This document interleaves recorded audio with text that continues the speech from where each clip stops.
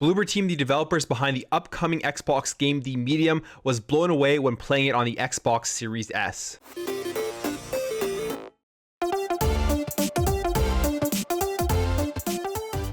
What is up, everybody? Welcome back to another video. Thank you for stopping by. If you are new here and you enjoy what you see throughout this video, I'd really appreciate you hitting that subscribe button to join this community and help this channel grow so we can have awesome conversations in the comments below. But for now, let's jump into this. So January 28th is just around the corner. I believe that is Thursday, and it will be the launch of the Medium, which will be an exclusive Xbox/PC game right now, releasing day one on Game Pass. So if you have Xbox Game Pass on PC or the Series S or X, you're going to be able to download this and play it right away.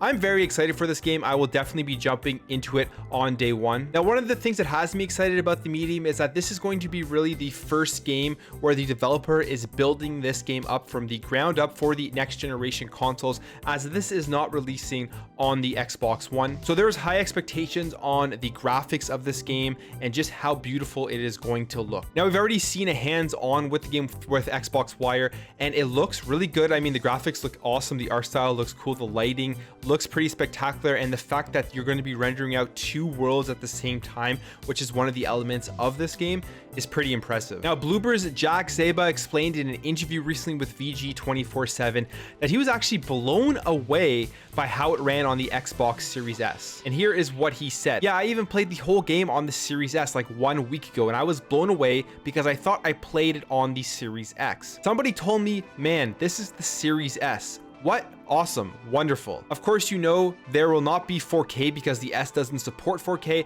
And of course, it will maybe look different a little to the Series X because the X is twice as powerful, but the overall experience and fun from the game, it is the same. I own the Series S and I can't wait to play it in my home. That's interesting. The Series S doesn't run native 4K, but it can upscale to 4K. We've already seen games, I believe, like the Tourist that was upscaled, and I think there was a few others, but not 100% sure. But yeah, it doesn't run in native 4K. So if you're playing it on the Series X, you will be able to get that game in a native 4K. And if you're playing it on like a 4K TV and a bigger size display, that's probably the best way to do it. But I'm just, again, excited to see what this is going to look like on the Series S. I'm definitely going to check it out on both the X and the S. It goes on here to say, yeah, so the graphics are still nice because we've got a really cool graphic art style, and I love the art style of the game. It's in lower resolution, but it's still the same great experience. And that makes sense. Obviously on the Series S, it's going to be in lower resolution. Maybe it'll be in 1080p, maybe it'll be in 1440p.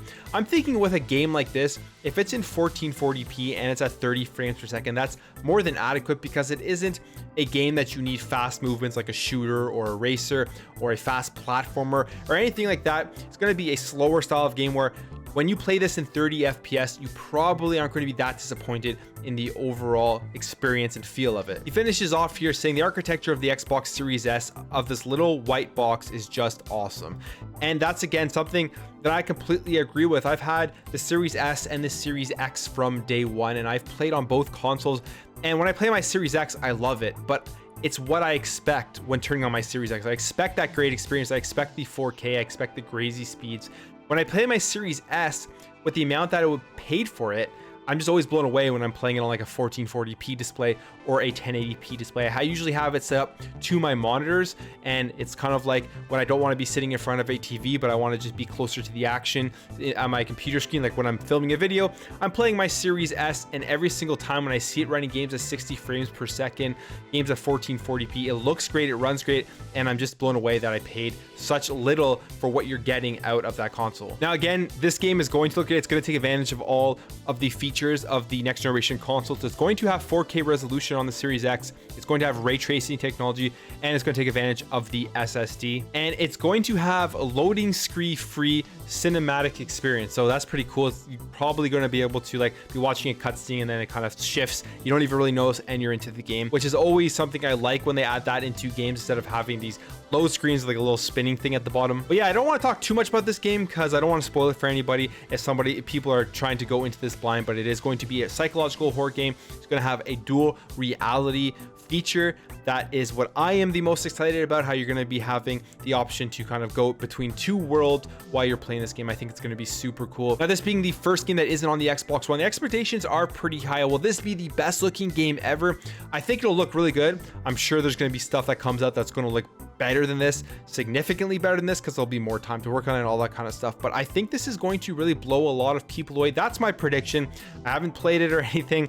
I haven't seen it. That's just my prediction. I think this game is looking good. It's sounding good. Usually when they have a lot of stuff like this coming out for a game before it's actually released, it generally means that they're pretty confident in the product that they have. I know the reviews, I believe, are coming out on the 27th.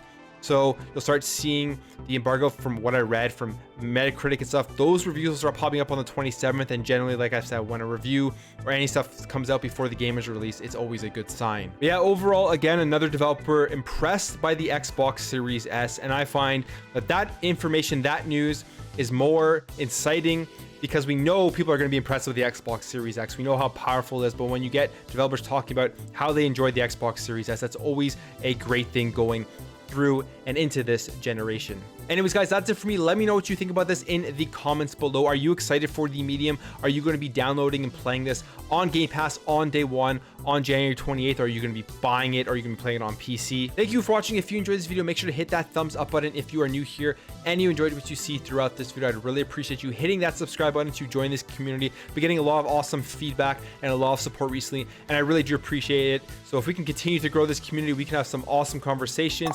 We can have a really good community in the comments. It will be a lot of fun. Thank you again for watching. Thank you for your support, and I'll catch you in the next video.